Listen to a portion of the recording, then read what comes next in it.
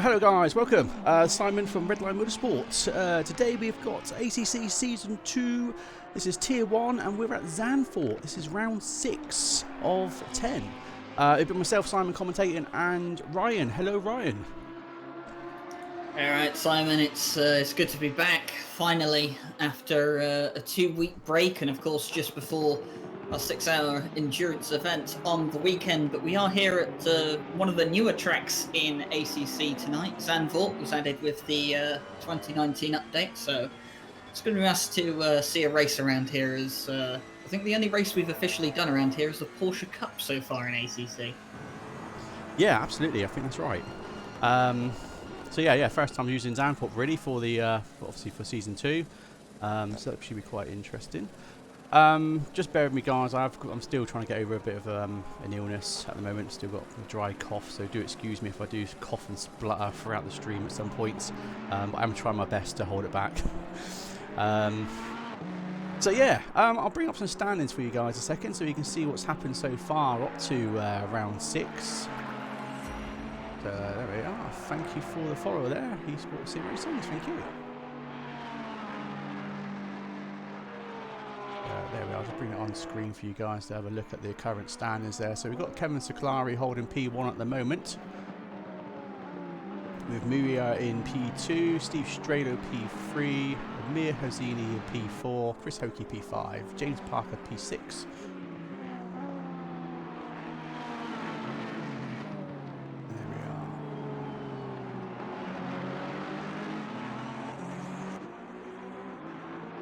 So we've got 5 tiers running tonight. So we're running Tier 1. We've got Random Call Sign on YouTube streaming Tier 2 for us. And we've got Jake, one of our guys, streaming on his channel for the Tier 4.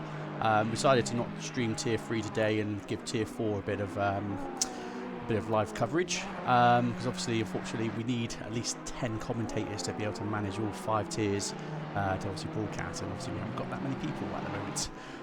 But if you guys are interested in coming and being a commentator for us, do let us know, because obviously we need as many as we can. But yeah, this is going to be absolutely great tonight. So it's a 60-minute race at Zandvoort. And then, well, just saying actually, we've got, 12 minutes, just over 12 minutes of practice, 15 minutes qualify, and then a 60-minute race. We've got special guests in tonight, Kevin Struck from Kunos, and we've got Jardia, who's currently in P6. Racing with us tonight, so a couple of VIPs there, so do check out Jardia's stream as well, so he'll be streaming on his YouTube channel. And then yeah, tomorrow we've got our big 6-hour race, so that's going to start nice and early in the morning. So 10:45 AM will be the start of the practice for that race, followed by a 15-minute qualify, and then we've got a 6-hour race with full live coverage and broadcasting, so it's going to be pretty interesting. Going to be very tiring for myself because I've only had 3 hours sleep today, and I've been up all day really busy, and obviously I'm not getting much sleep tonight, and then tomorrow's going to be a full day of commentating as well. So Sunday I'm going to chill out. So what's your thoughts on that, Ryan?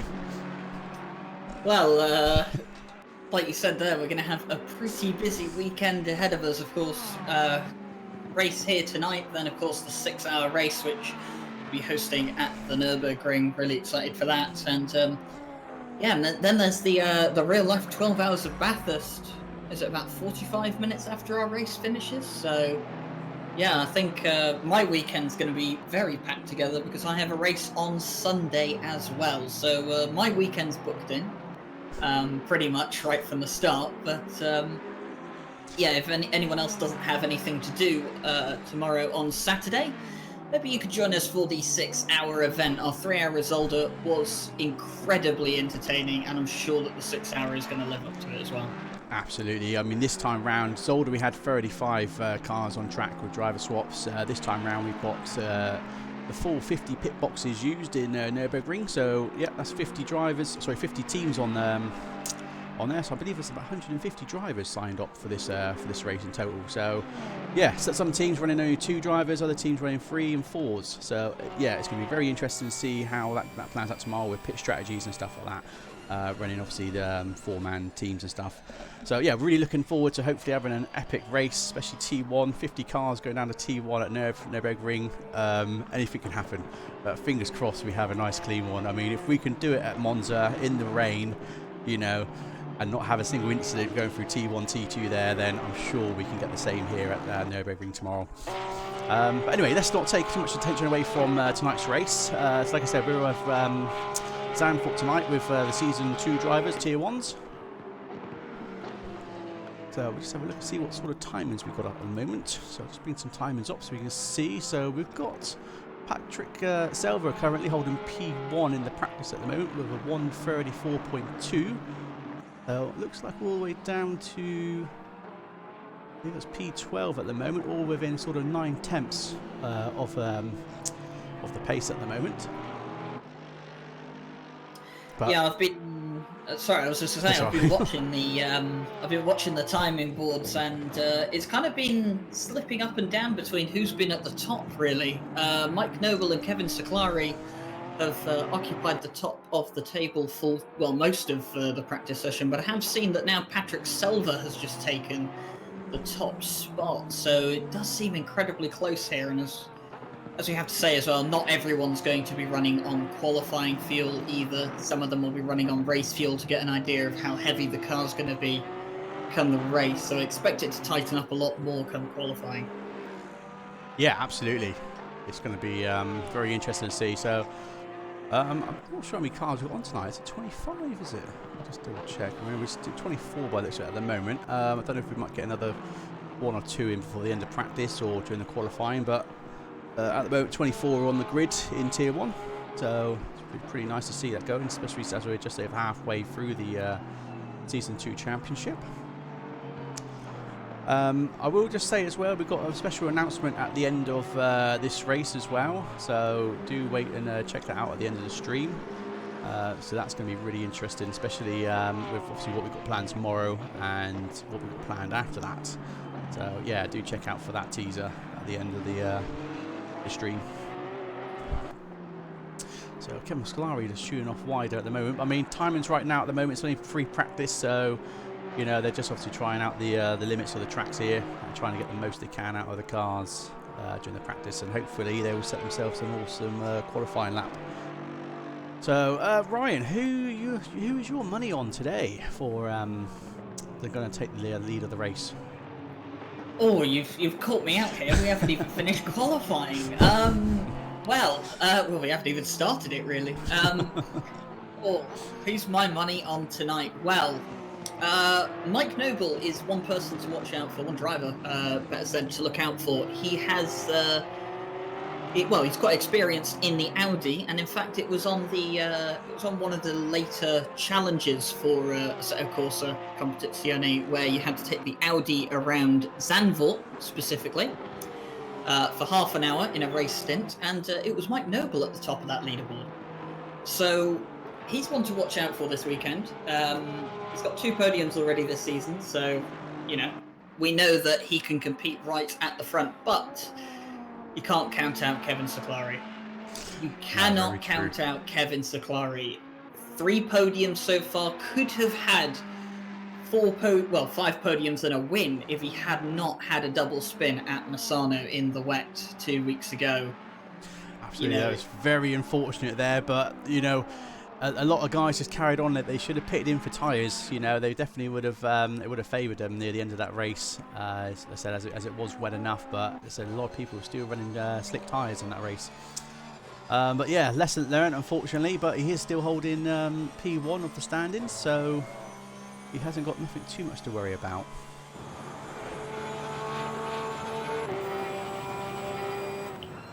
Yeah. So I think honestly, I think I'm going to have to go for Kevin Siclari tonight.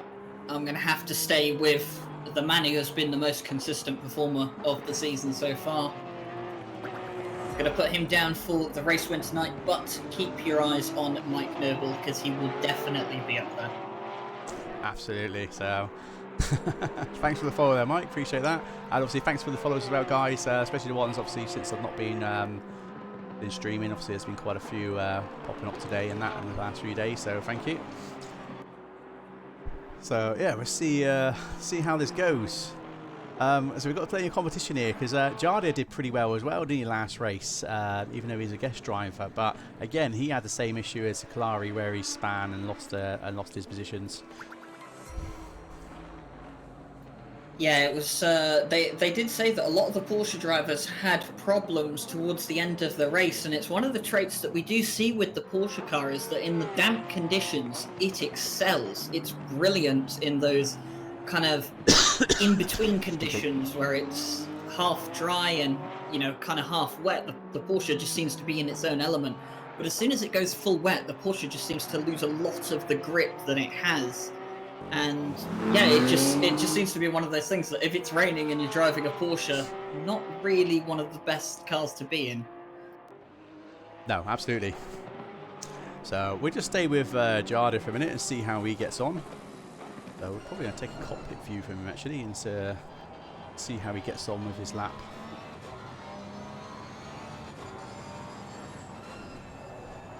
So there we are, yeah. So we've got our dual stream cameras off there, guys. So try and catch as much footage as we can tonight, especially if this battle's going on across the field, So if there is a battle going on up the front and obviously at the back at the same time, we can sort of capture that and show that to you guys.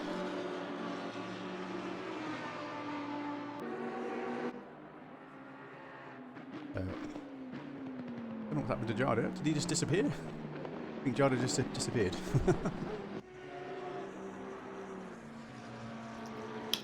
He's still there. I think he's gone off at he's gone off near the top of the circuit and found himself in the wall. So he will be going back to pit lane. Oh yeah, I don't think he's gonna be too happy with that, is he? No, but one of the things I've just been looking at, eyeing up the cars, obviously, that are on the timing board at the moment. This is the first time we've seen a Lamborghini this high up the field.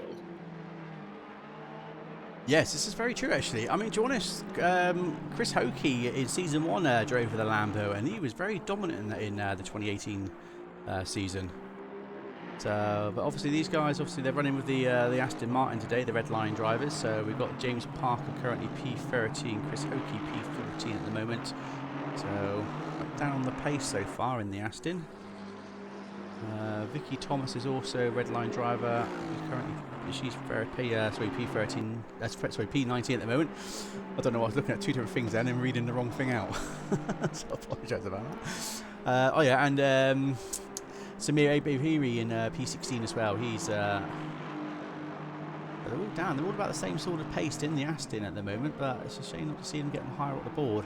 So we'll see how this pans out for the qualifying. I mean, it's still practice at the moment. They're probably still trying to perfect their setups. Yeah, it's going to be very interesting to see what happens there.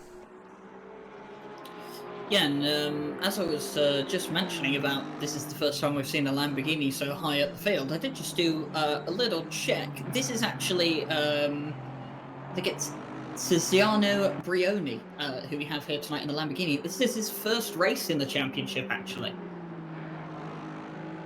Is it? Yes, it is, because his driver record has no races started on it, and I have checked the championship leaderboard, and he has not completed a race this season, so this is his first race, and if this is the kind of pace that he can show in the Lamborghini, this is going to be interesting. Absolutely, yeah, that's very true actually. So he's obviously a new sign-up then who managed to get his foot into the T1 spot, or Tier 1 spot even. But yeah, it'll be very interesting to see what happens here. So Marcel Pifista's going into the pits. I'll just jump over and have a look. I don't know why the camera's doing that.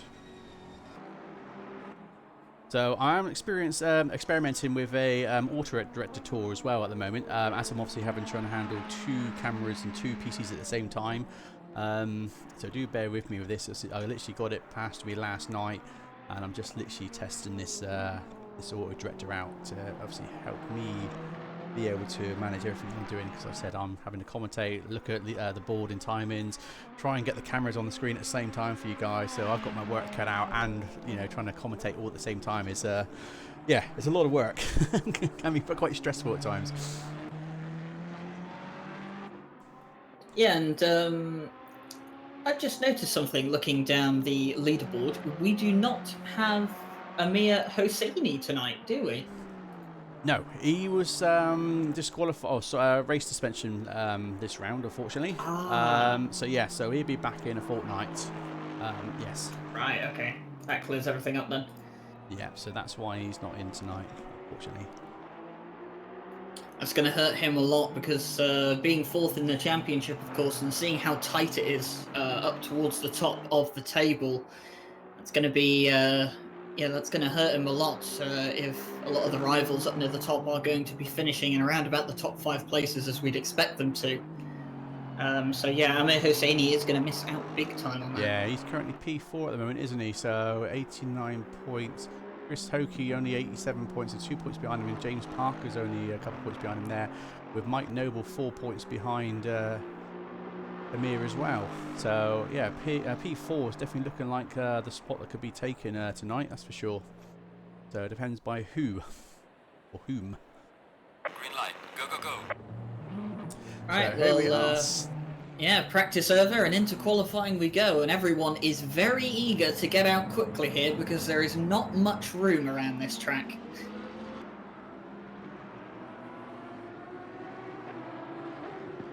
Absolutely. So Pizzoni is already out on the with the Lamborghini already, so we'll see how he gets on. I'll tell you what, I might get on board with this guy because it'll be interesting to see how he does with the Lambo here.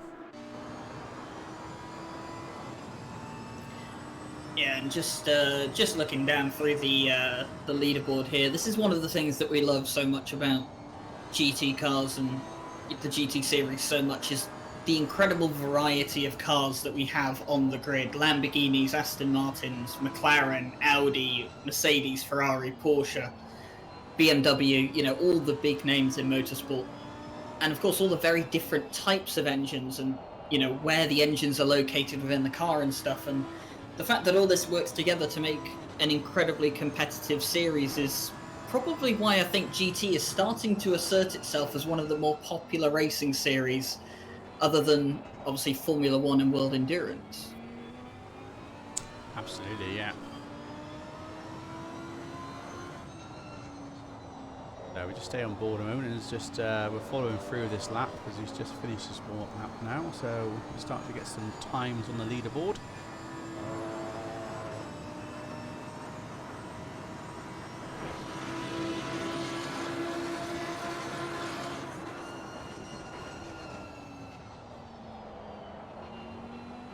Kept that nice and tidy through T1 for the Lambo. I mean, as we know, this car is an absolute beast. So that back end liking to step out quite a bit. Yeah, it's quite a monster to handle, but if you can, well, if you can tame the raging bull, as the saying goes, you will definitely have a lot of pace around the circuit, and it is one of the more tricky cars to get the handle of. That we've noticed, kind of similar with the BMW as well. The BMW can be quick, but you really do need to know how to drive it well and to know how to control it. Yeah, absolutely. So, I mean, I've definitely noticed with the Lambo here, you definitely need to raise the front up a bit, reduce that rake, because this is where the back end, so just wants to really come around. No issue so far.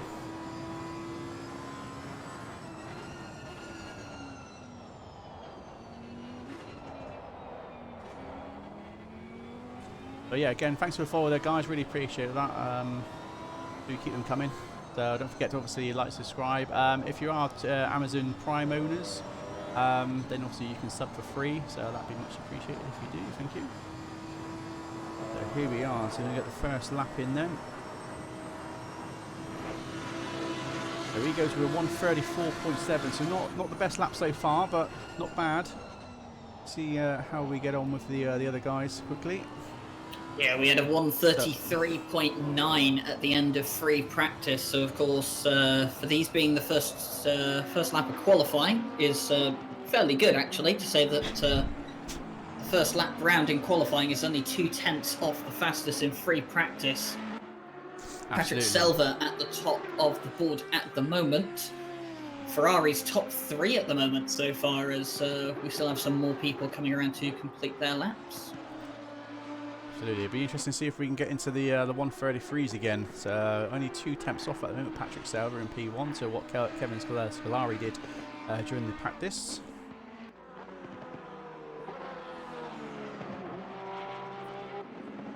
just with Giardia for a moment. So he's one of our VIPs here, so he'll be live streaming on his channel. So do go and check him out and say hi from us.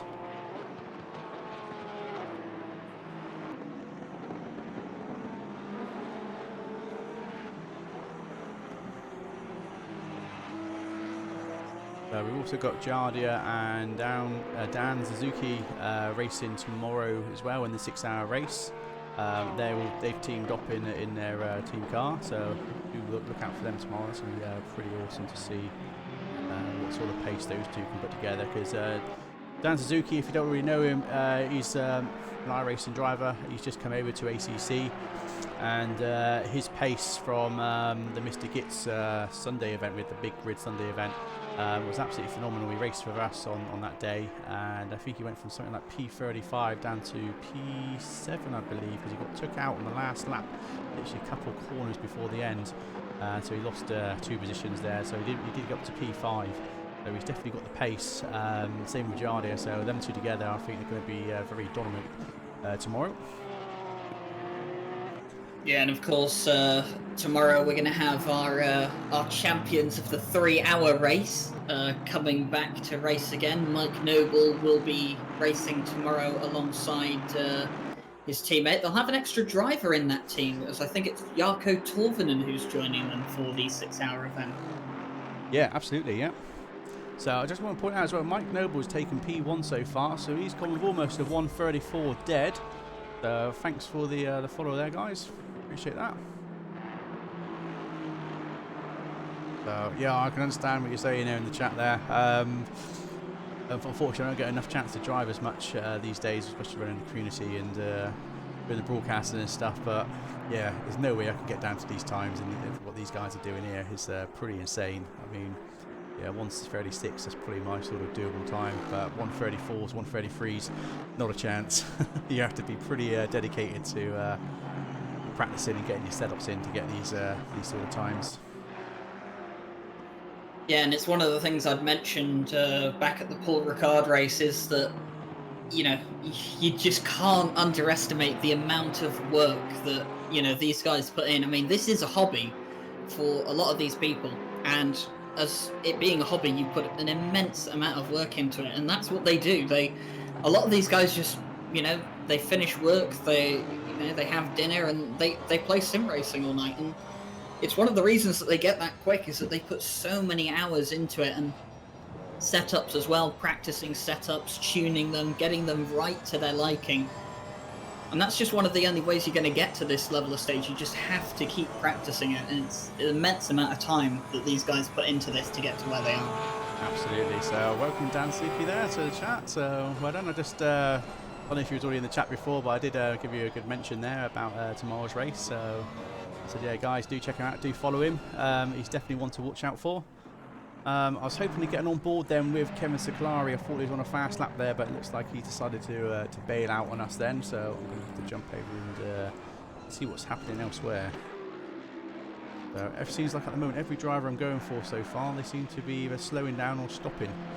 Luca Lossio, I believe, is on a fast lap at the moment, although he is just coming through the final corner. I think he's about 3/10 up. He is 3/10 up at the moment, so he has gone in 134.3. That's taken up to P5 at the moment. Yeah, just noticed Giardia's shot up to P3 as well, just 1/10 of a second behind Mike Noble. So Giardia definitely putting the time in. Daniele Pasquale is on a quick lap at the moment. So he has not set a lap yet, I don't believe. Absolutely. So, what's going on tomorrow? Well, if you haven't seen it advertised all over the web, well, there you go. Dan's just explained. So, yeah, we've obviously been talking about it as well. We've got our 6-hour Nürburgring race tomorrow. So that's going to be absolutely awesome. So that's going to be 6 hours live coverage. We've got live stewarding system as well. So if anyone's going to be silly on track, they're going to get either a drive-through, stop and go, or time penalties and stuff like that. So it's going to be absolutely amazing. So we've got 50 cars on track tomorrow, so bear that in mind. Yeah, 50 cars, 150 drivers. it's going to be an event to watch. And like I said, at the end of this stream, do stay by for the end of the stream, because I've obviously got a bit of a teaser to show off for what we've got coming up after tomorrow's big event. So just to let you know that there's something even bigger coming up. Yeah, we have many big things planned and in the pipeline at the moment, but focusing on the present now, Mike Noble has just come across the line. He has not improved, and he's just gone on straight at turn 1. Looking down... Yeah, just trying to look down to see if anyone's on a fast lane. Kevin Siclari is actually up by 3 tenths now, so we'll tell you what, we're going to jump back on with him. Hopefully this time we might actually get a proper view, so I'll just bring up the dual camera there for you guys, and I will chuck you. There we go, so we've got a bit of on-board footage for you.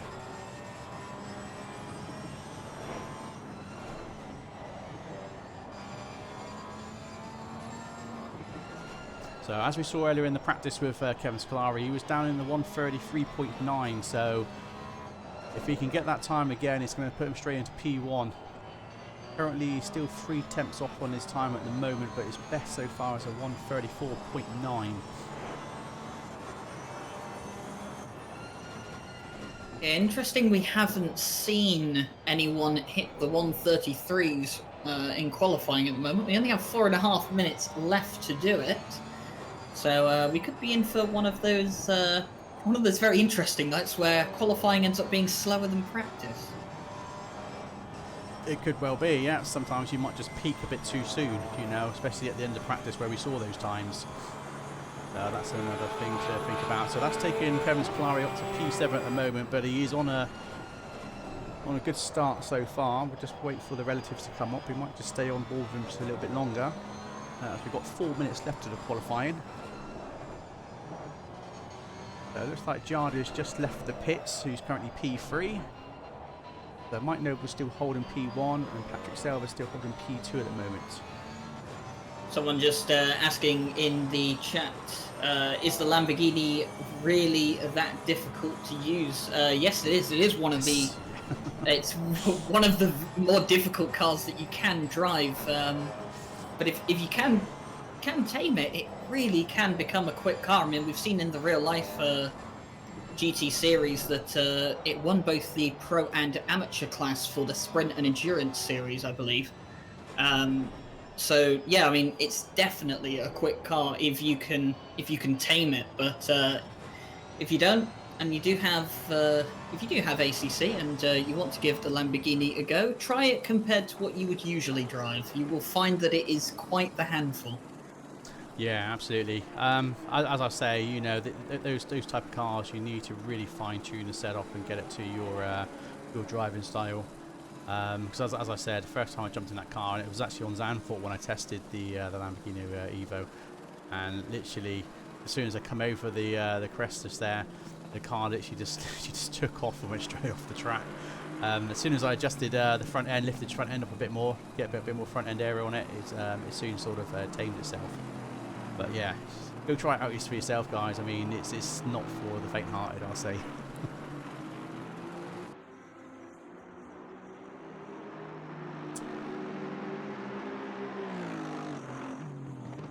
Tiziano is currently P13 in that Lambo, as we wait for the camera to catch up.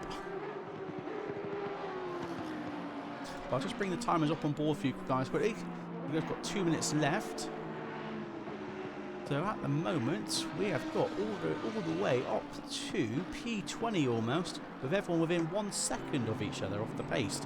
So that's pretty impressive. So it's really good timing. So it looks like we're going to be in for an epic race. As long as T1's nice and clean and people respect the formation lap and don't try to cheat to get ahead, we should have a really good race going on. So it still looks like Mike Noble's still going to hold the position, but I'm going to jump over to Patrick Selva at the moment, because he is currently 1/10 up. So if he can keep this 1/10, this could take him into pole.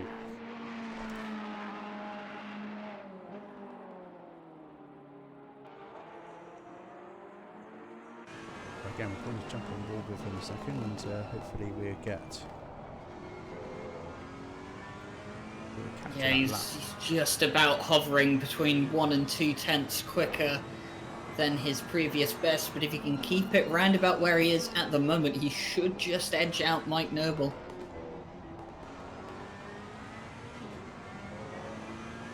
Absolutely. Oh, pushed the wrong button. Sorry. We are back. That's the problem having so many teams, just so much on the screen. Oh, and he has gone faster, but not quick enough. Just God. half a tenth quicker. That is Patrick such a Summer shame to has see that. He's not managed to do it, and he has gone back into the pit lane, so that will be his qualifying done. Yeah, that's a bit of a shame. So Mike Noble was just stopped us just a second then, but it looks like he's just lost that that temp he just had. So we'll keep an eye on this at the moment. Most of the other guys are currently in the pits. Only Kevin Scolari's out at the moment. Jardio is also out, and yeah, he is on a fast lap, although I don't think he's going any quicker. Absolutely. So thanks for the follow there, guys. Appreciate that.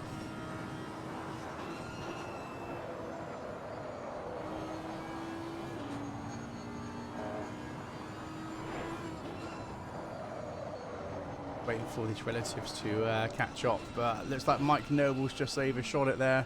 Unfortunately, we'll jump over to Jardia to see how he's doing. Has he got enough in the tank to take that off of Mike Noble and get the pole? He needs to be just over 1/10 faster, but I don't think he is. Don't think he's going to do it. No, he won't improve, unfortunately. And Jardia will start P3, though, which is still a very good place to start, but overtaking is difficult here. Absolutely. So, there we are. That's the end of qualifying. So, what we'll do, guys, we'll just chuck you onto a quick track guide as we're going to have... Actually, I'll just wait, actually, in case. In a second.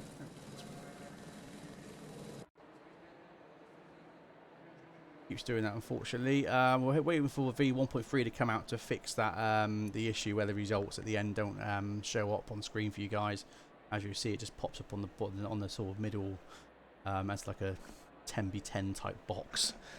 So yeah, hopefully we get that fixed when 1.3 comes out, which will be with the DLC as well. So yeah, shame we couldn't run Bathurst this Saturday, so we've had to go with our the Nürburgring. But as soon as that track's out, we're going to be straight on that with a little endurance race. So do stay tuned for that one as well. But as I say, I'll just bring you on a little bit of a track guide of Zandvoort. Obviously, things are going to be changing with obviously the new regs of the F1s. But we'll just come back to you shortly. Welcome to the Circuit Zandvoort, located just 20 miles west of Amsterdam on the Dutch coast. The 2.66 mile circuit, built in 1948 and last changed in 1999, has 14 corners and a lap record of 135.636 set by Mercedes in 2019. Overtaking is tricky here, but there is room down into turn 1, assuming you can hold the inside line as we see the Lexus pass the Aston Martin on this occasion. Turn 3 won't be a popular overtaking spot with many, but it can be done as the number 66 Audi shows us how. And turn 7. Mistakes and accidents are common here through this incredibly fast right-hander at the top of the circuit.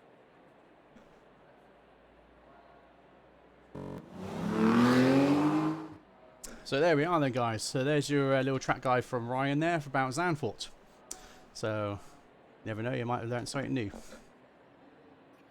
Yeah, it's a lovely little circuit, and as you said, it will be having some changes done to the track to accommodate the F1 cars. The banking around turn 3 is going to be a lot steeper than it used to be. That is for sure, but it is definitely going to be exciting, and who knows?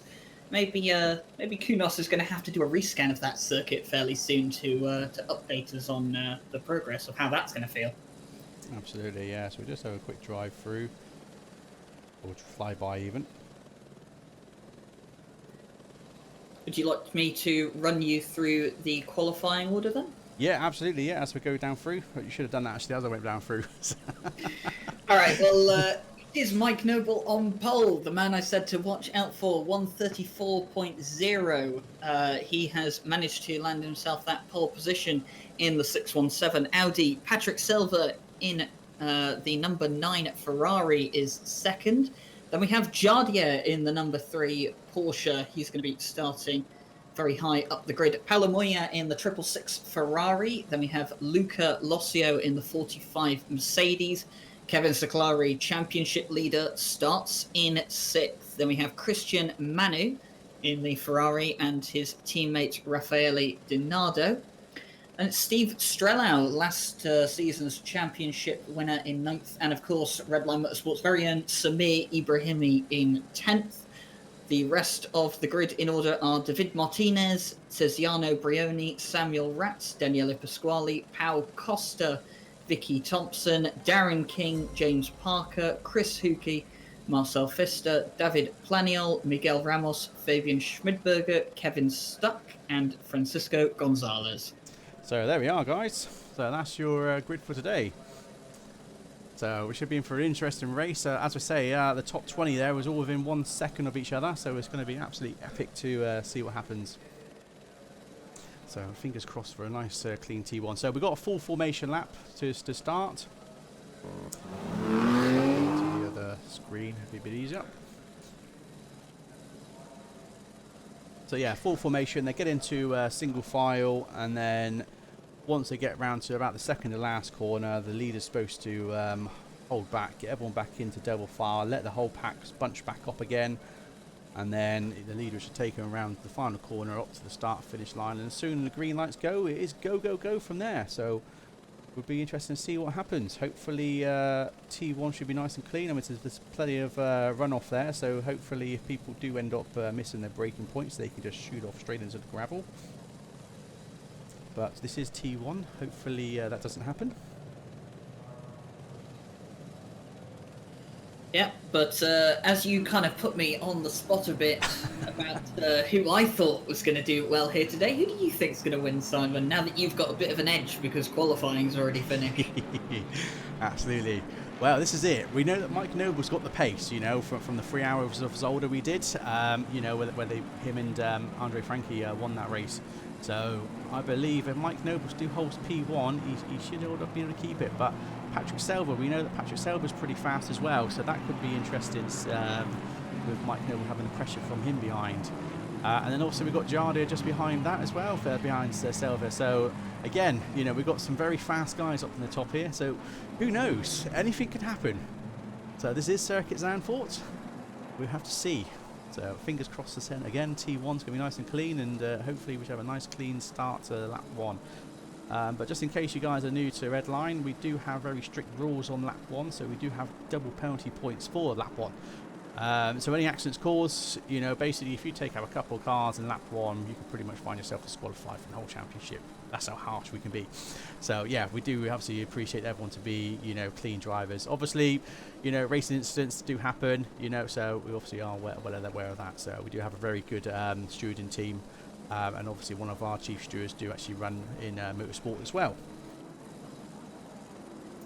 Yep, just to see there, Mr. Git saying again, Noble P1 or he can get out as far as Mr. Git's concerned. So yeah, no pressure, Mike Noble, but he's looking for you to convert that pole position into a win today. But he's going to have the best chance to do so because, like we said in the track guide, overtaking is difficult here. It can be done, but you have to be significantly quicker than the guy ahead of you. Absolutely, yeah. Just going to jump back down the grid to make sure everyone's behaving. So far so good. No accidents being recorded so far. We get all the way down to the back of the pack. So we actually got 25 cars in the grid today for T1. So that's 25, 26.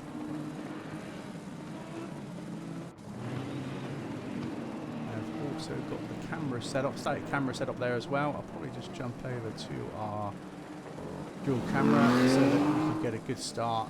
Clear view of T1. So again, yeah, welcome Mr. Git to the chat, and welcome everyone else to the chat. So appreciate you all being here.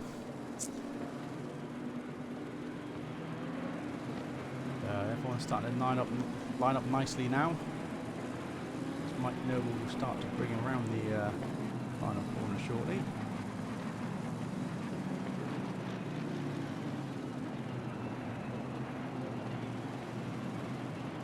A very intense moment right now.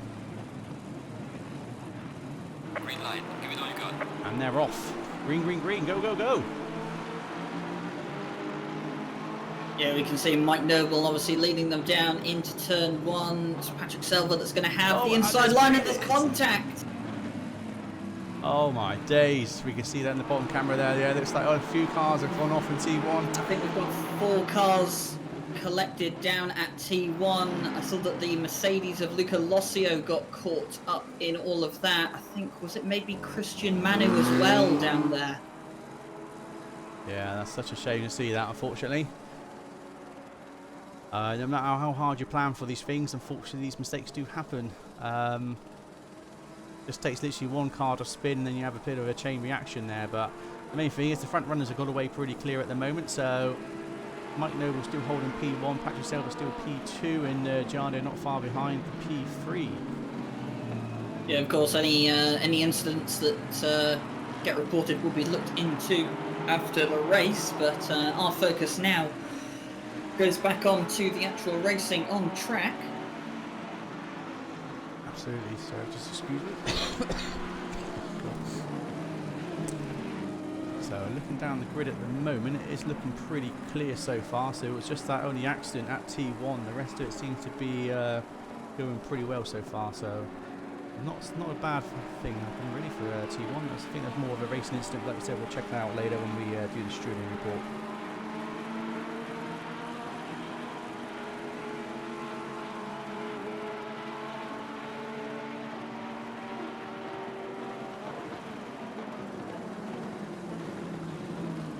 Yeah, just had a bit of a look back through the replay just for a moment there. It was a tiny little clip from one of the Porsches onto the back of Luca Lossio's car. Don't really think there's any intentional contact in there. I mean, if there is going to be any penalty points awarded out, they won't be significant.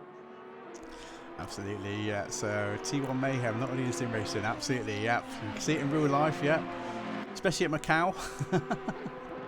So imagine that, imagine Macau in ACC. God, that would be an absolute nightmare. Could we please not?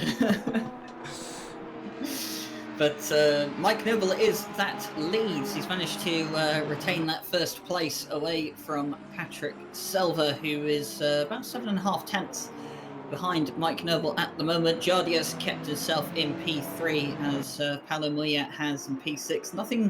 No real movers in the top few places at the moment, except for Mr. Brioni in the Lamborghini, who started down in 12th place. He's up to 7th through some of the accidents that happened in front of him, so he's benefited greatly from this.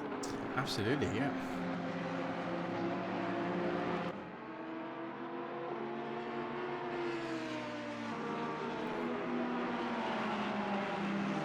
So like I said, not too much going on at the moment. I've noticed that Samir Abrahami's come up to P9 now, so... And we've noticed that Kevin Scolari has dropped down to P24. Yeah, and I think James Parker following Mr. Darren King at the moment, trying to look for a way past at T1, but he's not going to have enough room to put one up the inside of the number 38 Porsche. They continue as they are, P13 and 14.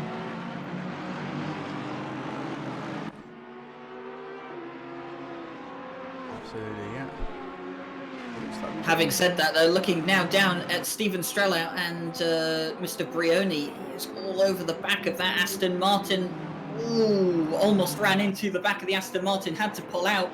And that means that David Martinez, the number 300 Aston, is going to close up to the back of the Lamborghini, but there's no real overtaking chance at the moment. Yeah, so some epic stuff going on so far. So we'll see what happens. Hopefully nerves will settle a bit, and then we'll start getting everyone settled down into their race pace, and then this is where we'll start to see some great overtakings.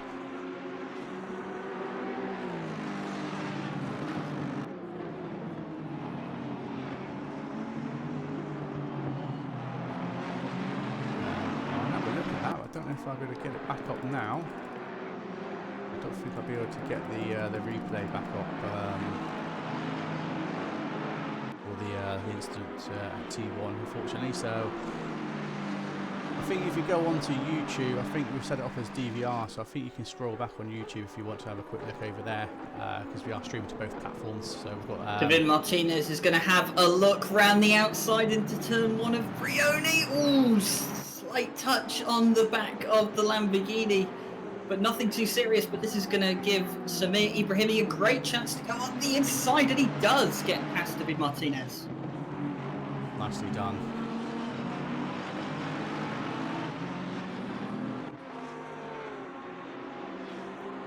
So some good overtaking there. Brioni just getting a bit lucky there. David Martinez, a tiny bit of contact, nothing significant, didn't really affect Brioni in front, but it did give Samir Rahimi a great chance to get past David Martinez, and he'll be regretting that decision now.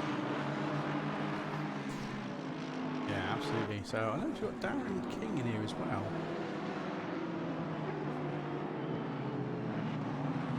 I assume he's a guest driver in today as well, so I haven't seen him in the standings.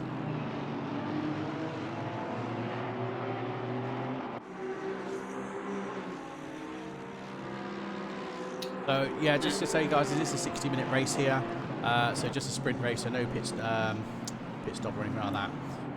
But if you're after that, then check out tomorrow, because there'll be plenty of pit action going on tomorrow in the 6-hour race. There, we'll be live from about 11:30. Qualifying starts at 11:45 UK time, and then the race will start from noon until roughly about 6 PM UK time. So yeah, we've got a full 6-hour race tomorrow at the Nürburgring. So do come and check that out, guys, because that's going to be absolutely epic. So 50 cars on track. So hopefully we'll have too much carnage in T1 there at the Nürburgring, because it's not as forgiving here as Zandvoort. Yeah, I'm just watching at the moment. I think it is Raffaele Dinardo, the number 36 Ferrari, is on the back of Steven Strello. Not close enough to have a go up the inside of the Aston Martin, but he's definitely right close on the back of him. Maybe one to just watch out for in a few laps' time. But they are very close here, even though they are spread out into a few packs now. Yeah, we've got quite a lot of people close together, from sort of P12 down to P16 at the moment, all within sort of 3 or 4 tenths of each other. So we've got a nice long train just here at the mid-pack. Not too much going on at the front runners at the moment. Mike Noble's about 1 second ahead of Patrick Selva. Patrick Selva is almost a second ahead of Giardia in P3. So yeah, not too much happening, but if we do get any news, we will jump straight over to that. But currently it is just where we are at the moment in the mid-pack with, yeah, looks like we've got about 4, 5, 6, about 7 cars involved at the moment. There are 3 of us at the moment, and there's a 4 a bit further behind. Yeah, and something that didn't quite pick up on with what happened at turn 1. The Porsche that got involved with Luca Lossio at that turn 1 accident was actually the championship leader, Kevin Seclari.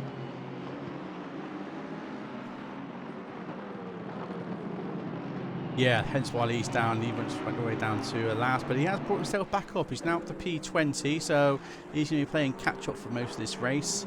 So a bit of a shame to see that. So yeah, welcome to the stream, guys. I think Giardia is starting to get into a nice rhythm now. He has closed the gap slightly on Patrick Selva. Gap was hovering about a second. It's now down to about half a second, and he is pulling away from Muir as well behind him. Yeah, we'll just stay on board with Steve Strello at the moment, because there might be an overtake here brewing, as well as Samir as well, who's looking to have a battle. Someone just asking what happened to Kevin Seclari. He clipped the back of Luca Lossio's Mercedes into turn 1, and that spanned both of them around. So it meant that Kevin Seclari's basically been on the back foot, very much like Luca Lossio from turn 1.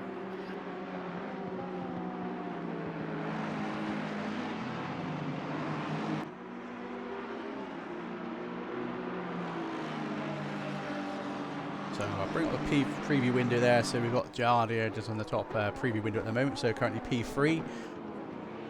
So Patrick Selva just in front of the Ferrari there in the top preview window. So I'll just keep an eye on that. While we just keep on the eye on the action here at the moment with Steve Strelo and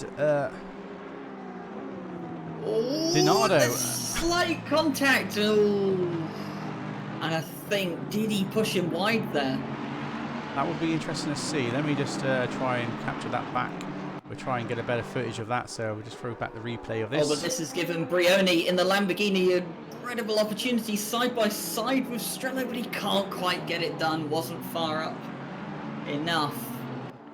But my word, that's going to be one that's definitely going to have to be looked into. There was definitely contact between the Ferrari and the Aston Martin there. Absolutely, yeah. He did get pushed off wide there, as we've just seen on the replay. So at the moment, just keeping an eye on the little preview window. That's currently live footage at the moment. So now we're back to live footage on the main screen. And of course for Steve Strelo, it's not getting any better. He's got the Lamborghini of Brioni all over the back of him now, looking very, very eager to get past. So obviously that move from Dinardo, which has definitely unsettled Strelo, has caused him a few more problems as well. He's got an absolute train of cars behind him now. Absolutely, yeah. Yeah, I mean, we obviously check it out in the stewards. I mean, we get better camera angles. Obviously, you know, you guys already seen what we see from the angle we've got at the moment. I mean, you know, if you're watching from other streams with a different point of views, then obviously you get a different advantage point than we do. So again, obviously everything we say here, we don't really know what's true to the penalty that someone will get until we obviously investigate it to see whether it is a racing incident or an actual malicious move, should we say.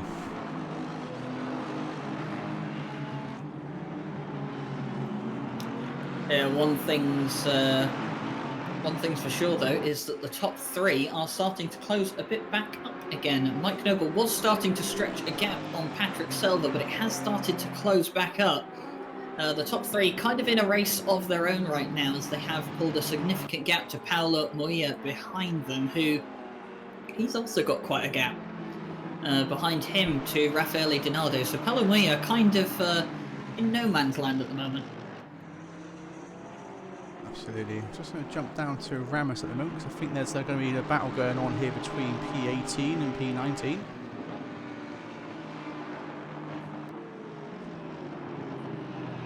I'll keep the top preview window open for a minute for the current battle that's going on with Steve Strelo and Dinardo.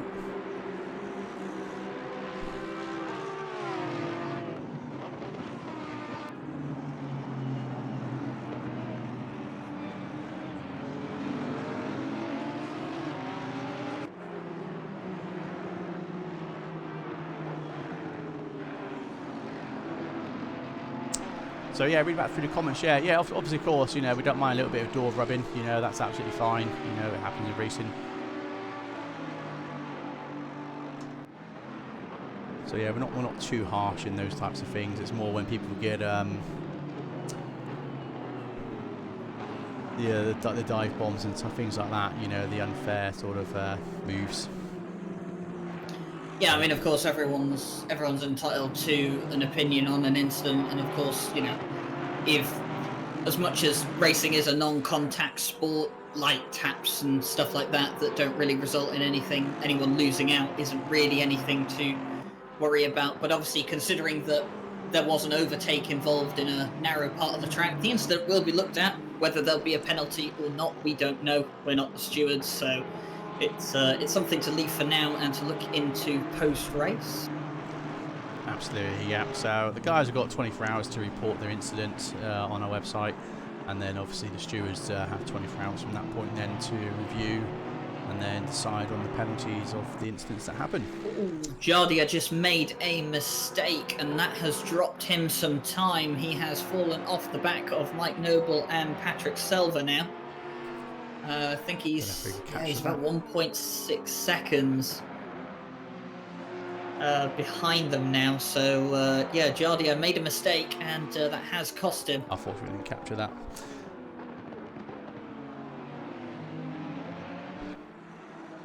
So that is a shame. But yeah, Patrick Silver is definitely not allowing Mike Noble to pull away, as he's closing the gap up. So 0.5 seconds off them between each other at the moment. Even though the on-screen editors say +4 at the moment, 4 tenths.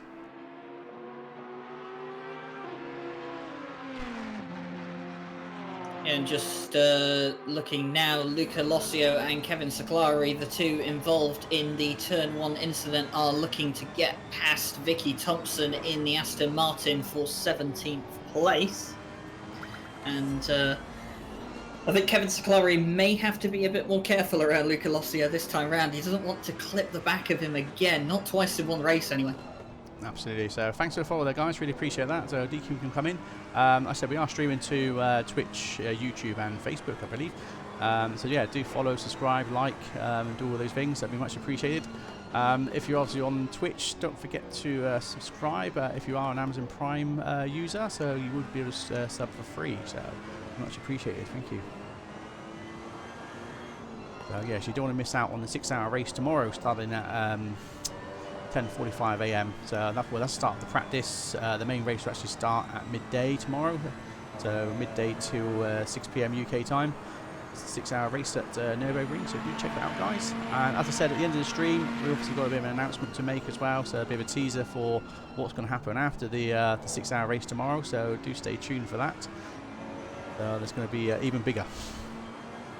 Yeah, and just something I noticed there, Fabian Schumberger is in the pit lane, and I did have a quick scan through the replays. He made a mistake coming out of turn 4 and unfortunately hit the barrier and pinged across the circuit. Didn't catch anyone in the incident, and it was kind of just a mistake from Fabian's own part, but that will be his race done for today.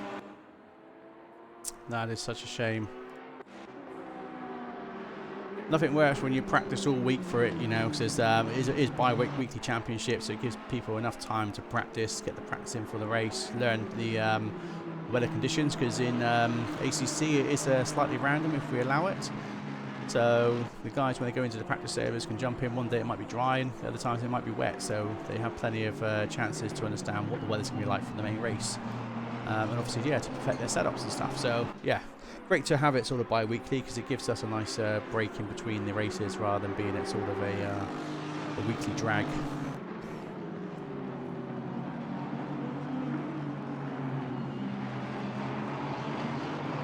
Yeah, Silva still hanging on to the back of Mike Noble. He can't quite get close enough to try and go for an overtaking move, but he's definitely sticking with him. Jardier's got back into a rhythm, but he just doesn't seem to have the pace over the two at the front. They're all lapping in the 135.9s at the moment. So, yeah, shame to see that Fabian retire steering wheel straight, so unfortunately. I mean, the main thing is, I mean, if you can get back to pits and get it repaired, you know, you're still in for points for the championship rather than quitting. So. Oh, and there's been an accident between. I don't know if it was anyone involved there, but I just seen Kevin Siclari was sideways on the pit straight. For some reason, I can't get a replay back, unfortunately, so just keep us updated with that one, please, Ryan. Oh, it was going through the last corner. He clipped the grass going through the last corner, went wide and spun on the curb, came back across and hit the wall. No one involved in that accident. Yeah, but unfortunately for Kevin Siclari, he's just made a bit of an amateur mistake there. I mean, I say amateur, but just a small mistake, and that's unfortunately put an end to his race, I think. It's a bit of a shame, unfortunately. Unfortunately, I tried to get on the replay of that, but unfortunately the broadcast tool wasn't allowing me to bring that up, unfortunately. So I do apologise about that.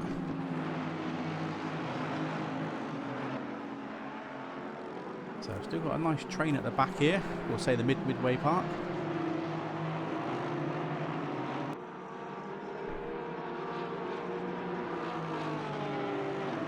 So still 40 minutes, just over 40 minutes left of the race. So as I say, this is a sprint race, so no mandatory pit stop or anything, so straight out sprint. Oh, and someone had actually mentioned quite a good point there that Luca Lossio had lost some more places. It was in fact Kevin Seclari had actually got past Luca Lossio, and then they touched again. And Kevin Seclari had gone into the wall. This was much earlier on in the lap. So a second dose of contact between Luca Lossio and Kevin Seclari. Unfortunately, it seems that will be the end of Kevin Seclari's race for today. Luca Lossio is still going, but his car is definitely not straight. And I think it was, yeah, the number 61 Audi of Miguel Ramos did catch a little bit of that accident through no fault of his own. So he's carrying some damage on his car as well now. Yeah, absolutely. So someone's saying 3 Ferraris in the topper at the moment. Yeah, so Ferraris are pretty much dominating the race here at the moment. So we've got nice trains here and there across the grid, so anything can happen, and hopefully it doesn't happen all at once, because we obviously want to try and capture as much footage as we can of the overtakes. But it's definitely building up to something. Yeah, just looking here, Giardia seems to have found some pace over the two at the front. 135.6 for him last time round. That was about 3/10 faster than Mike Noble. So Giardia started to find some pace after the slight mistake he made coming down the other end of the circuit a few laps ago. So maybe he can use that momentum now and maybe try and look to get past Patrick Selva. Absolutely, yeah. So we had these nice trains a minute ago. It seems like everyone's just starting to spread out then over that lap. So it's just literally waiting for people to try and close those gaps back up, and hopefully we might get some sort of action in the moment. But so far everyone's sort of behaving, apart from Kevin Seclari, who's had a bit of a misunfortunate event today. Yeah, and Luca Lossio, of course, as well involved in that, and I think that's probably going to be day done for him as well. He's dropping significantly throughout the field, but just looking now, Brioni in the Lamborghini was very close to getting past Steve Strello, but he just wasn't on the right side of the Aston Martin. But he's definitely got pace over this Aston Martin. He just needs to keep it clean, see if he can get a nice run out of one of the corners. Yeah, he sure has. So unfortunately he's dropped back a bit from Strado now, as we're on board with him at the moment.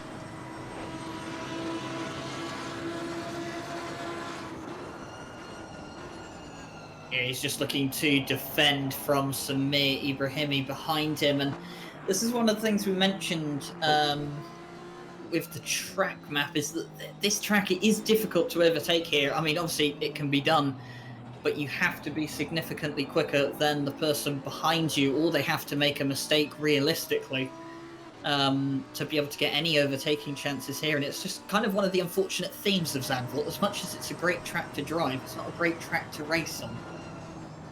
No, very true.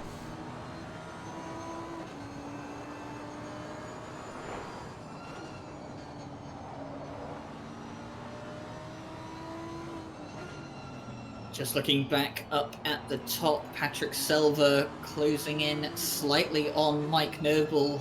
Patrick Selva was 3/10 quicker than Mike Noble on that previous lap. The top three all within 1 second. Giardia's right on the back of Patrick Selva. Doesn't quite have the pace. Can he have a look through the two penultimate corners? No, the Ferrari looks really planted through there. We'll just jump back over to that one quickly. See if anything actually happens there.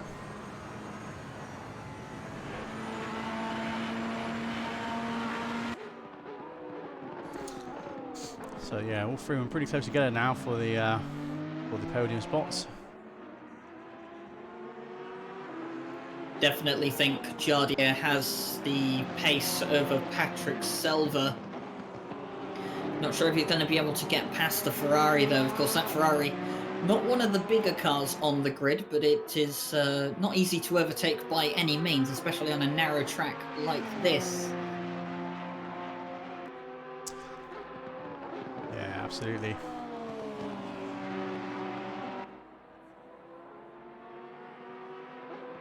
Yeah, just interesting. What I was reading there about the slipstream effect. I mean, from what I was seeing from Eris's videos, you know, the slipstream effect is actually quite good, especially when you're side by side, and the way it sort of pushes the cars away from each other. You know, the effects they've got of the slipstream and stuff is pretty good. But as you say, from the toe, not so. But maybe with the 1.3 update, we might get a bit more, a few more surprises from that. We'll see.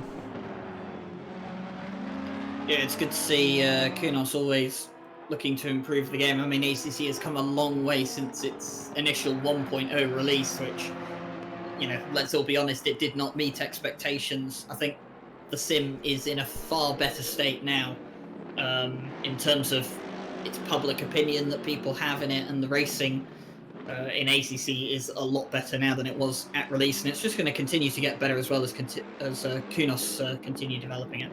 Absolutely, yep. So there we go, one of the Kunos devs there, Kevin Stuck. So they'll be racing tomorrow with the Kunos team in the 6-hour race as well. So do check them out. So we have Eris, Kevin, and Jergo all racing in their Kunos team car. So that's one to watch out for tomorrow as well. So some pretty good racing between them guys.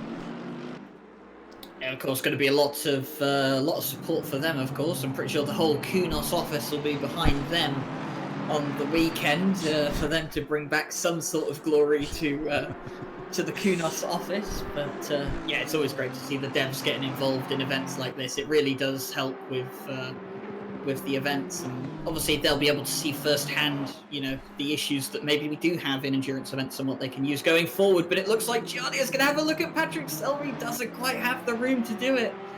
Can he get a good exit coming down the south end of the track now? He's going to have a look in the slipstream, going to pull out to the right side. Doesn't have the pace to get past the Ferrari on this occasion. That's such a shame. Yeah, but Giardia definitely looking racy now. He wants to get past this Ferrari. He's definitely got the pace over the likes of Patrick Selva. Mike Noble starting to pull away now, and I think that's why Giardia wants to get a move on. I think Giardia's got the pace to run with Mike Noble, but it's just Selva in front of him that's holding him back a bit. Yeah, that's the trouble. You know, Patrick Selva's going to be trying to defend more now, so unfortunately it's going to lose a bit of pace off of him and Mike Noble. And obviously Giardia is trying his best to try and get past. But we'll see. Hopefully Giardia doesn't overdrive the car too much and ends up causing problems later on in the race, because we're still not even halfway through the race yet. So a lot can happen in the next sort of 32 minutes.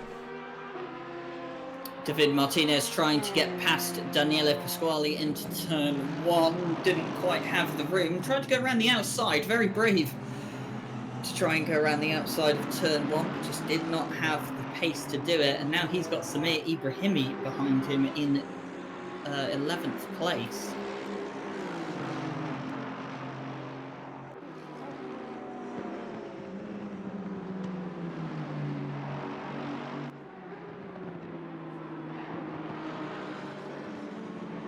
I'll keep the preview window open at the moment with Giardia and Patrick Selva there, so I'll keep that in the top corner for you guys to keep an eye on that as we stay with these guys at the moment, because we might get an overtake here shortly, as there's a few cars all well packed up together. Yeah, Giardia is really, really close to the back of Patrick Selva yet again. It kind of just reinforces the point that he's got the pace to run with the Ferrari. He's actually had quite a nice exit coming through the final corner, but is he going to have enough of the slipstream coming down into turn 1? Just want to quickly just say here, I'm going to jump back and just capture that again, because there was a bit of an accident there between Samir Ibrahimi .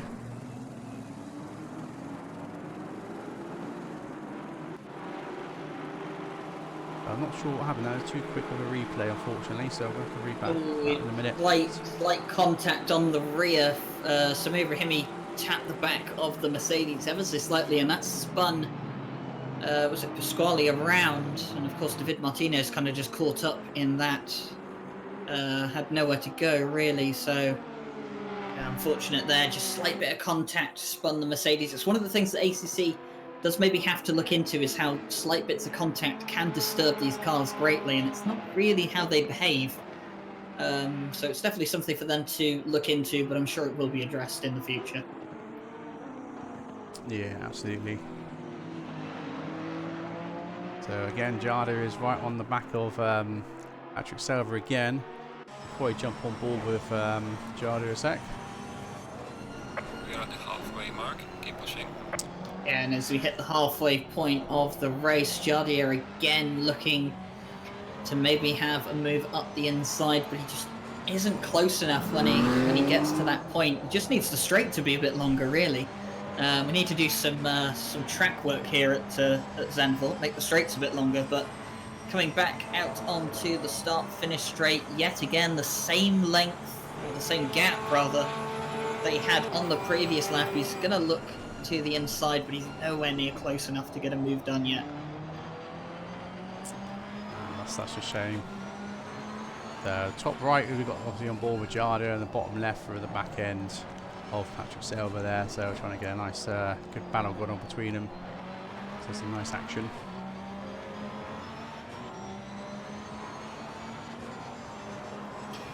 And I think Jardier at the moment, more than looking to force an overtake, I think he's just trying to force a mistake out of Patrick Silver at the moment. But one of the things we have seen about Patrick Silver, his defending is, well, he's quite good at defending.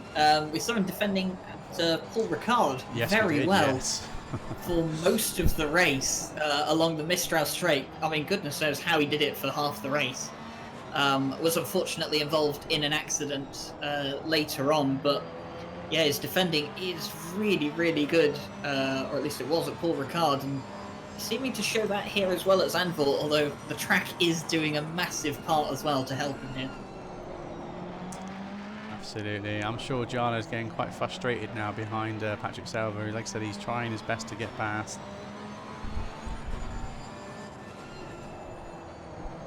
But as you say, I wouldn't like to be behind Patrick Silver. I mean, he is so hard, isn't he? He's very good at defending, and he just makes that car so wide. And make sure he closes those doors so you can get past. Yeah, the gap 3.5 tenths over the line. I've seen it at 2.5 tenths, and Jardier's just not had the pace to get past the Ferrari. I'm guessing it's going to have to be about 1.5 tenths if he wants to have any opportunity over the line into turn 1, but to get that close is going to be incredibly difficult. Absolutely, he might go for it. Ooh.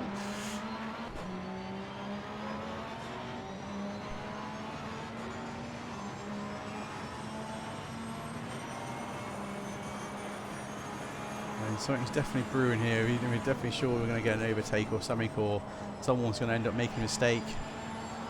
It's just a matter of time. Yeah, speaking about a matter of time, it's probably only about a matter of time until Brioni gets past Steve Strella, who's on the back end of the Aston Martin again, and he's gone off the track, and he almost loses it, but does incredibly well to keep that Lamborghini on track. And goodness knows how he caught that. Literally just managed to capture that then. So lucky got the dual stream camera there, so dual feed. I mean, by the time his front end went airborne, I thought that was it. He was going to take out Steve Strella, and that was going to be the end for both of them. But my word, he did an incredible job to catch that Lamborghini, and he didn't lose a place out of that either. So incredibly well done there by Brioni.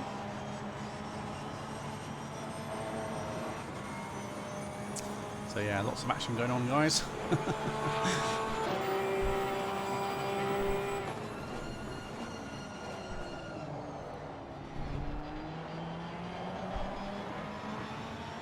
Yeah, right, just let us know if it just brew up again with between Steve Strader and that, if it does, and I'll be straight over to them. I don't think much is going to happen here. It's still the same old at the moment. Definitely keeping my eye on this one, because Samuel Ratz in the yellow and green Ferrari has joined onto the back of this this little duo here of Strello and Brioni. I have to say, after what Strello has probably just seen in his mirrors from Brioni, I think he'd be quite concerned, to be honest. That Lamborghini behind him as they come through turns 4 and 5 again. Brioni incredibly fast through those corners as he catches the Aston Martin, but he's just not close enough to have a move into 7. Yeah, it's just a shame.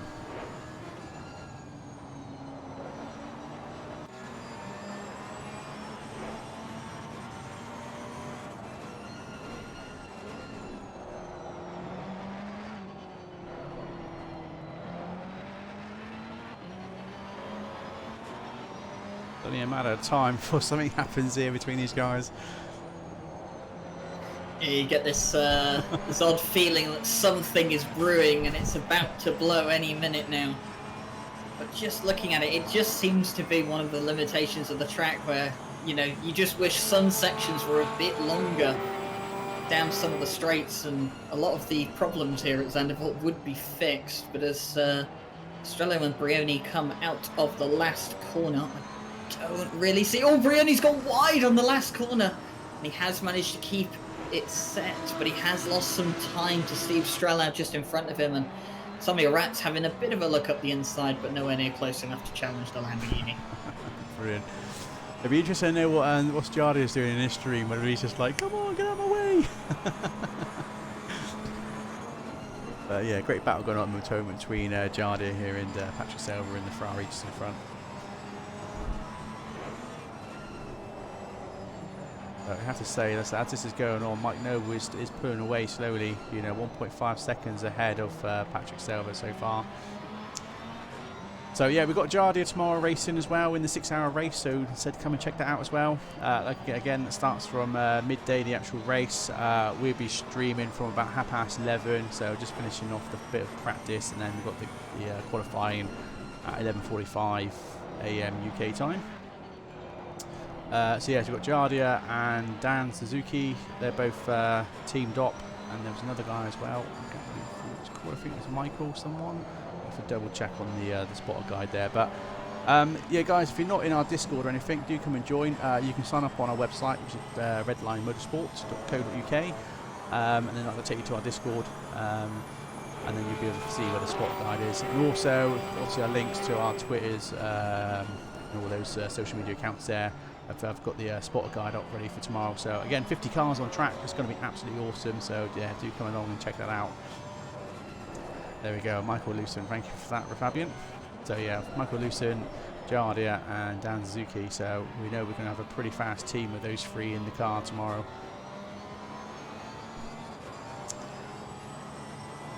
So unfortunately, Jardia has managed to drop back a bit here.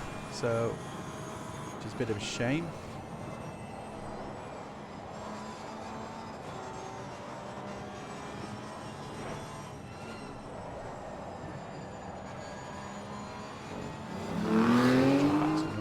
For a minute. And just looking a bit further down the grid, got a bit of a train with James Parker, Marcel Pfister, and Chris Hooker. They've also got Pau Costa on the back of them. Of course, three of these drivers very well acquainted with each other because they were all driving in the Porsche Cup in the last previous season of the Porsche Cup, so very well acquainted with each other. But yeah, nothing really being given here. James Parker just ahead of Marcel Pfister and Chris Hooker behind them. Nothing really giving between any of these guys. Just don't seem to have the pace to get past. Although Chris Hooker is close to the back of Marcel Pfister's Porsche, but I don't know if he's going to have the pace. No, he's not going to be close enough coming down into the chicane. He's going to have a look, but yeah, nowhere near close enough. Yeah, I definitely see that our guys are definitely struggling in the Aston Martin for Season 2. Shame to see him so far back, really. I think they're maybe going for a different car for Season 3, that's for sure. And you mentioned Jardia dropping back. He has got right back onto the back end of Patrick Selva's Ferrari. Was a bit slow out of turn 4, but he's definitely pushing and he definitely wants to get past that Ferrari, but he just doesn't seem to have the pace. And Patrick Selva, can't deny he's doing an incredible job defending from this. Yeah, absolutely. You know, to have that pressure on, you know, throughout the whole race. Maybe he's just got blinkers on and no mirror on and just not realising that Jardia's behind him. Who knows? Well, what isn't there can't hurt you, I suppose. Exactly, dude. It can't distract you then, can it? It can't make you think, oh, you know. Yeah, just looking here, Brioni is close on to the back of Steve Strello again. Samuel Ratz right with them here. About a tenth and a half between the Aston Martin and the Lamborghini. I think Brioni's got quite a good exit coming out of the corner. He's not going to be on the right side. He's going to have a little bit of a switchback, but no, he just does not have the pace to get past the Aston Martin on this occasion. And Samuel Ratz having to go slightly wide into that corner to avoid running into the back of the Aston, or the Lamborghini, sorry. Yeah, some awesome stuff so far. Plenty of action going on across the grid, but just not enough overtakes really. Everyone's getting close enough, but I think, like you say, it's just one of these tracks. It's very hard. You just got to be at the right point, right time, and hopefully just be lucky to get that someone leaves a door open for you to just slot yourself in and get that inside line.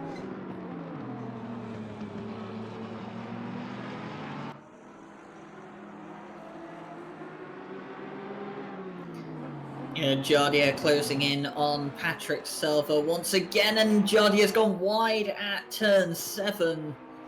And that's lost him some more time now. You can see how hard he is pushing in that Porsche.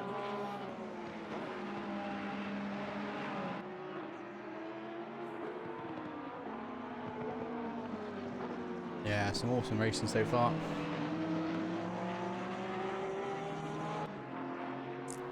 Like I say, we can see that Mike Noble's getting an extra tenth now off the time there, even 2 tenths.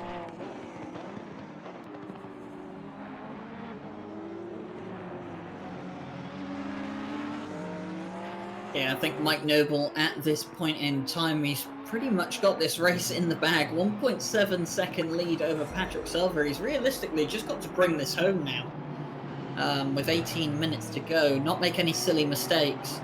And this race should be his, because I don't think Patrick Silva has the pace to stay with him, and that point is now just reinforced by the fact that Mike Noble's taken another 2 tenths from Patrick Silva. The gap now up to 1.9 seconds. That's it, yeah. So yeah, thanks for the follow there, guys. Really appreciate that. So don't forget to obviously like, subscribe on YouTube, and follow us on Twitch. And like I said, if you're Amazon Prime, you can subscribe to us for free, so you always don't miss out on our video footage. Because we do stream ACC bi-weekly at the moment, so we have our Monday Porsche Cup bi-weekly, and then the following Fridays we have the bi-weekly Season 2 Championship. So we're around 6 of 10 at the moment, but we have got plans for an Endurance Championship starting just after this. So just bear in mind if we've got something big planned for that one as well as obviously our big endurance races we've got, endurance events. So like the 6 hours tomorrow, we've got other things planned later in the year, but yeah, there's something at the end of the stream for you guys to check out, so do stay for that, the little teaser we've got. Yeah, while you were mentioning about some of the stuff we've got in the works, Brioni did make a mistake, and that did allow Samuel Ratz to have a bit of a look up the inside of the Lamborghini, but just not enough pace to have a chance, and Brioni remains P7. Rather frustrated behind Steven Strello right now, I can imagine. Yeah, absolutely. Looks like Vicky Thomas and James Parker are having a little battle at the moment near the midfield. Now see, that's interesting, because James Parker was in front of Marcel Pfister, Chris Huque and Pau Costa, so something's definitely happened to James Parker then, in between that time that I last checked. 394, there's nothing coming up on an incident from 394, so let's check James Parker, car 59. There is an incident there, but I don't think I'll be able to get anything up. There must have been a little bit of contact there with maybe car 87, Marcel Pfister, so I don't know. I mean, there's something there, but unfortunately I can't go back far enough to see the replay of that.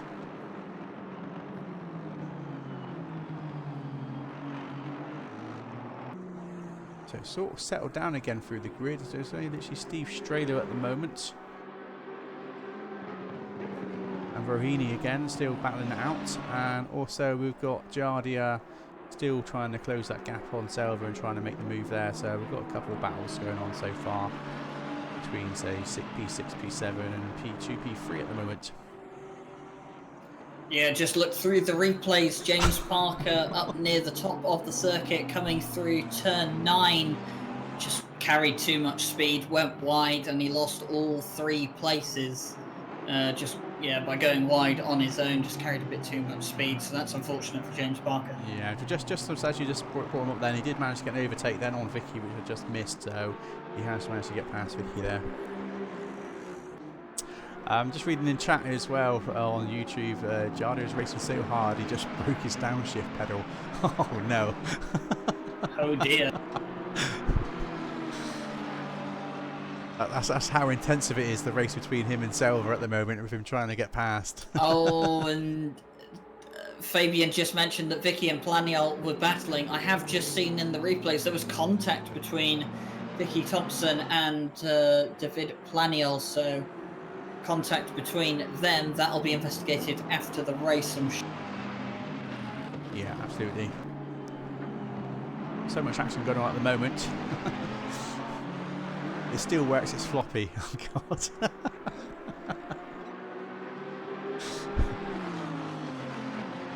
Well, sacrifices need to be made in your time of need, and if it gets Jardio past Patrick Silver, I'm sure he'll see it as worth it. But absolutely, but it's just the battle going on between Steve Strado at the moment. You know, Steve Strado having to defend as well. I mean, there's just so much action going on here. I don't know who to jump over to just yet. He's gone wide. Is this going to be the chance for Samuel Ratz to go through on the Ferrari? He's going to have the outside line. No, I think Brioni's going to come back. Samuel Ratz might have the better exit. No, actually, the Lamborghini very quick out of the corner. He's definitely got his setup dialed in there, hasn't he? Because you definitely don't want to be putting the power on too hard in that Lambo, because you just said the back end will just light up. Very well done there from Brioni. Made the mistake and managed to prevent Samuel Ratz from taking full advantage of that mistake, and that'll frustrate Samuel Ratz because I'm pretty sure he'll be convinced that he had him there.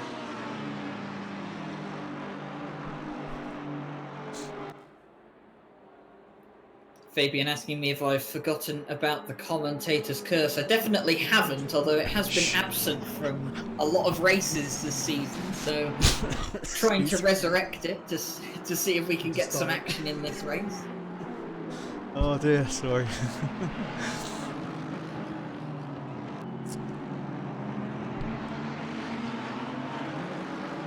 I was going to say, who did you say you thought was going to win again? Sorry, was it Kevin Siclari, was it? Is that the curse that you put on him?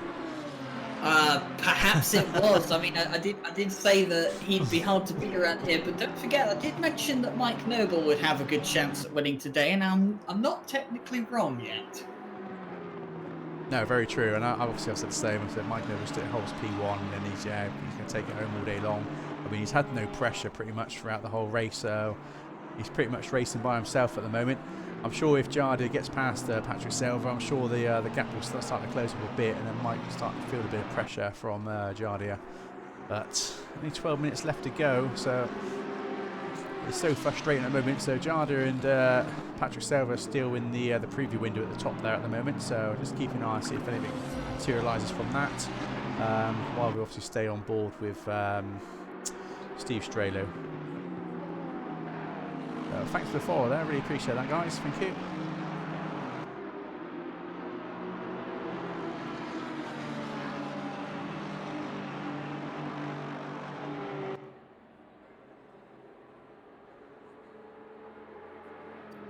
Yeah, just looking down the order, most of the drivers are pretty spread out now. A couple of them grouped together, but similar problems all the way throughout the grid. No one has the pace to overtake. It's just one of those tracks. You just got to be at the right time, right place, you know, and hopefully just get your nose in just enough to take the inside line. And it looks like Baroni just made a mistake there, touched his grass as Samuel Ratz is just making a move and just got past. So, well, there we go. So that has put Samuel Ratz up to P7 there. Brioni's been trying so hard all race to get past Steven Strello, and in the end, it has become his downfall. As Samuel Ratz goes up into P7, he'll think he's done quite well to earn that one, sticking onto the back of the Lamborghini. And now it's going to be Samuel Ratz's turn to do the defending against the charging bull of Brioni. Yeah, I was going to say, I'm just with Chris Hokie and Paul Colster at the moment, because there might be an overtake between these guys as well. So a lot of action going on at the moment. Yeah, just looking up and down the field, I think, yes, Raffaele Donardo is catching the back of Palomuya for 4th place. So Palomuya, who's been on his own for, well, about 50 minutes of the race, now has company for the last 10. So this is when it's going to get interesting now. Hopefully people will start pushing a bit more, but hopefully they don't push too hard that they start to make mistakes, as we've just seen there from Brioni, who's currently still P8 in the Lambo.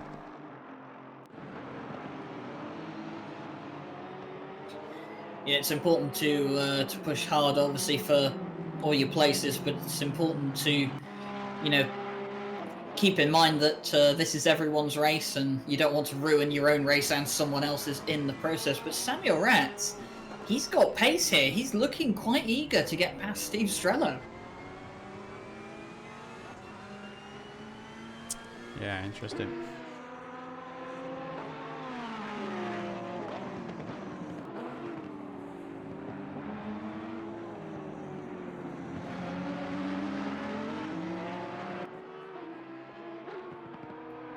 And just looking there, Brioni right on the back of Samuel Ratz's Ferrari, just doesn't have the pace, and now coming out of the corner, Samuel Ratz should be good, but back up at the front, the gap remains the same between Selva and Jardia. Not much Jardia can do at the moment, it seems.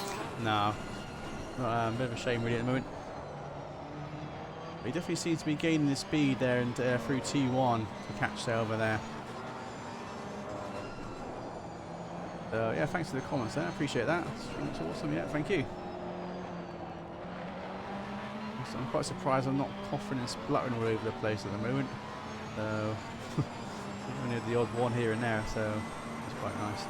I've been coughing pretty much all day. Hopefully that's a good sign for tomorrow then. But absolutely, yeah. 6 hours to commentate tomorrow. Jesus.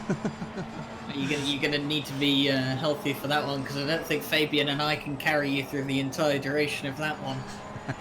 But do make sure to join us tomorrow, guys, for the 6-hour race. I think it's is it 12 o'clock start for the race? I believe it is. Yep. The actual race starts at 12. Yep. Yeah, so that's 12 o'clock, so midday UK time, GMT. So, of course, if you're living in Spain, Italy, or Germany around that, it will be about 1 o'clock in the afternoon for you.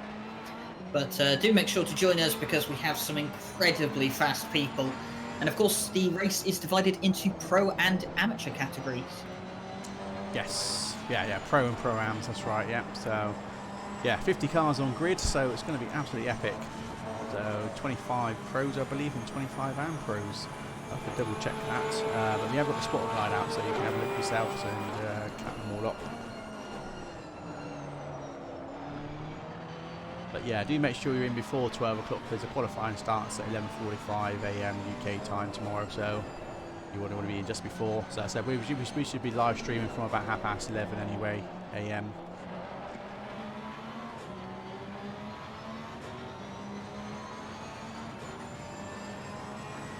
Oh, there's been contact between Samuel Ratz and Steve Strello, and Steve Strello's gone off into the gravel trap at turn 1. Oh, you're joking. Steve Strello went to the inside to defend from Samuel Ratz, and I don't know if, did Samuel Ratz pull out, did he pull over to the side too late, or did Steve Strello pull to the inside too late? I'm not too sure. I'll have to have a look back through the replays, but unfortunate it looks like Jardia might have actually got the pass now. As Jardia has managed to get the pass on Patrick Selva, so managed to get the inside line of that and has managed to get the pass finally after 55 minutes. So it's a great racing there by Jardia. Oh, just having a look back through here. I'm going to have to take another look at this, because this is a bit... Not too sure what to make of this. Steve Strello came slow out of the last corner because he clipped the grass coming out of the final corner, and I'm not sure if he moved twice when he was defending.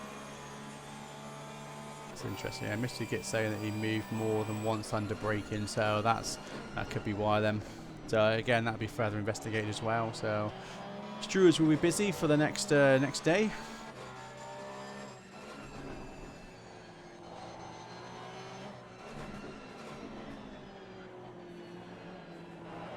Unfortunate contact there, but like you said, it's going to have to be investigated after the race. But now that Jardier is passed, he has 5 minutes. Very unlikely, I think, that he's going to catch Mike Noble and pass him in those 5 minutes. 2.7 second gap between the two at the front. But I think Jardier can give himself a good pat on the back, because it's taken him all race to get past Patrick Selva, and I mean, that is, well, it's some accomplishment for a guy that is incredibly good at defending. Absolutely, yeah.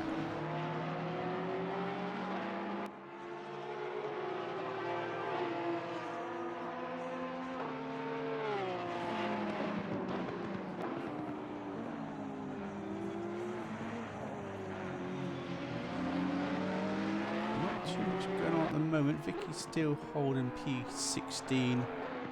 Looks like he's having a bit of a battle with David behind.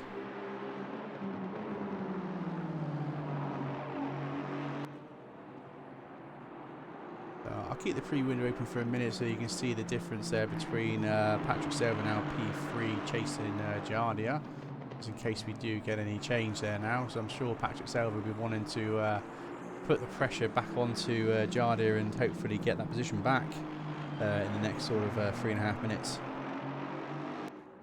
Well, I'm sure that broken downshift pedal has served its sacrifice to the racing gods to give Jardier this second place. But of course, Jardier has to keep it on the track and not give the position back, because if he does, I don't think he'll be getting it back in the next 3 minutes. No, I mean, absolutely incredible pace from Jardier so far. You know, he's done very well to keep fighting for that position, and eventually, without being too frustrated, he's managed to finally get the pass that he wanted. So, well timed and obviously, yeah, well behaved.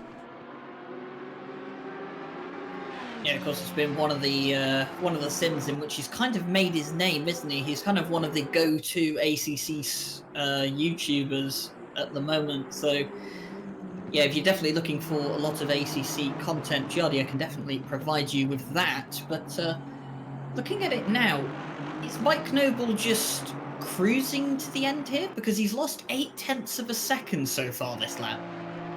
That's interesting. Yeah, I might as well jump on the leader. To be honest, Mike Noble, he gets enough screen time as it is, really, doesn't he? So yeah, we'll just pop on screen and see how he's doing. But yeah, you can see the distance there between him and Jardier, so not too far behind. But still, yeah, 2 seconds. Not enough for Jardier to close that gap and put the pressure on Mike Noble. So I think he's definitely taking it home for the win. Yeah, and that'll be a really, really good result for Mike Noble as well. Obviously, 2 podiums so far this season, and he'll be looking forward to adding Zandvoort to the list of wins. Oh, I think you cut out that last second there. A bit too quick there, Ryan, on your mic. I was just saying, I think he'll be looking forward to add this to his list of wins. Obviously, he's a very quick driver. Absolutely, yeah.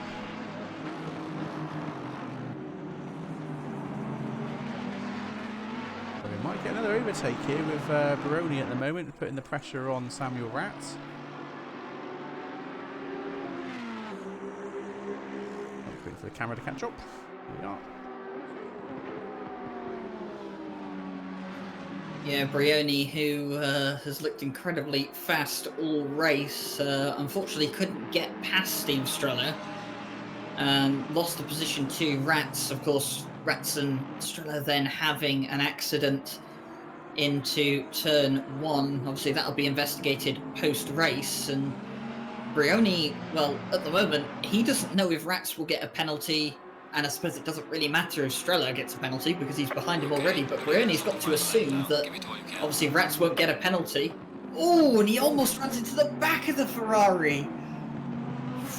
So he's getting desperate now, isn't he? He's getting very desperate. Incredibly close, but I think that might have been his last chance as the system notifies us that Mike Noble is on the last lap of the race. I think Brioni might have just blown his chance, and now he's going to have to look to defend from Samir Ibrahimi behind him. Absolutely, yeah. So I'll just keep the leader up in the preview for a minute. I'll just change the camera for you there on him. He catches up as well.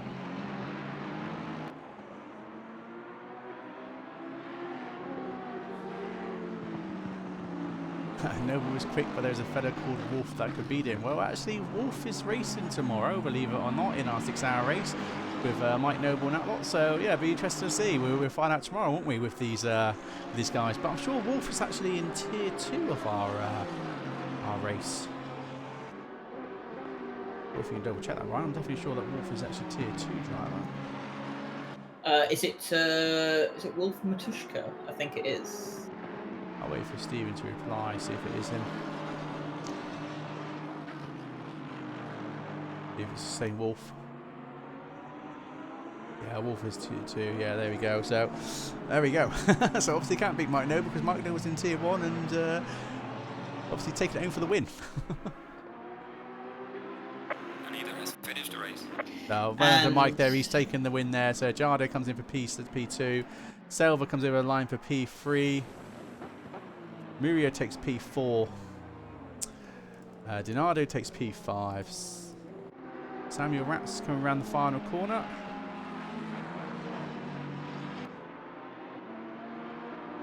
And it looks like Samuel Ratz will have P6. Brioni, yeah, he'll have P7 all wrapped up. Samir Ibrahimi to come home in P8. David Martinez, P9. There is a battle going on at the moment between and Darren Curry and Darren King will hold off Marcel Pfister for 10th place. Absolutely brilliant there. Right at the end there. Again, here we've got the train coming through with the Astons as well, with Chris Hokie, Coaster and Parker there all finally over the line. Yep, Steve Strello for 15th place. He'll be disappointed with that. He sure will. Of course, investigations after the race to take place. Vicky Thompson and David Planiol 16th and 17th respectively. It will be Francisco Gonzalez to come home in 18th place. Luca Lossio will come home in 19th, and then it will be Miguel Ramos in 20th, and of course Kevin Stuck in 21st. So there we are. So awesome race. We started with 25 drivers, down to 21 come the end. Unfortunately, Kevin Scolari ended up quitting due to obviously the T1 incident and an incident later on which wrecked his race, and Fabian as well going into the wall. So that's a bit of a shame to see, but there we are. There's the table of results. So as you say, Mike Noble takes P1, so he pretty much had that in the bag from the get-go there, so had no sort of pressure throughout the race. So yeah, quite an easy win for him. And obviously Jardia having to really put the pressure on Selva to get that position, but he managed to get P2 in the end. So absolutely cracking race from these guys. So yeah, hats off to him really. So wasn't too many incidents for across the board really. It's been mostly race incidents from what we've seen. But again, stewards will go through all that tomorrow once the guys upload their incident reports to report the drivers and the incidents involved in. And then hopefully the table, the standings will then get updated with the latest points and the penalty points, and then the positions, the final positions will be then ready for Sunday night. Anyway, right, as you guys are still here for a minute, so again, we've got the 6-hour race tomorrow. Make sure you're there, guys. We'll be live streaming from us again at 11:30 AM UK time. So that would be, well, they've got an hour. They've got an hour's practice from 10:45 to 11:45 PM. Sorry, AM, and then from 11:45 AM till noon is the qualifying.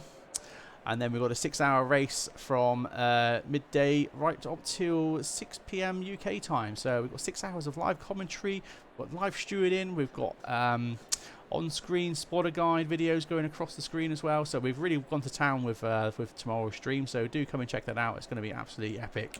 Yeah, so hopefully we'll see you there. But as I said through the stream from the beginning, we have got a little teaser of what's coming up as well. So although tomorrow's a big race, we've got something even bigger after that. So I'll just bring you to the ending screen here just to give you guys a bit of a preview of what's to come. But there we are. We have 12 hours of... I was about to say Zola then. We have 12 hours of Suzuka. So this is going to be, so we've got a weekend of qualifying. So there'll be, I believe we're going to have 4 rounds of qualifying. So 4 30-minute qualifying to fit all the drivers in. And then we've got 12 hours of Suzuka there. So that would be the weekend, 18th and 19th of April. So do get yourself signed up to that quickly, guys, because the 6-hour race, as soon as we launch that up, got sort of pretty much signed up straight away. So as soon as we get the get-go to put this up, then get yourself signed up, because this is going to be an epic race. But that's not to say we're going to say tomorrow is not going to be epic either. So do come along to check that out. And obviously, if that's going to be epic, then we know the 12 hours is going to be even better. And then again, after that, we're obviously going to announce the 24-hour race. So do check that out. But anyway, thanks for coming on, guys. Really appreciate you guys following us, like and subscribes. Thanks for the subs. So really appreciate you guys being here, and we will see you in the morning. Thank you very much, and good night. So, and thank you, Ryan, for commentating with me. Ryan's gone. So yeah, good night, guys.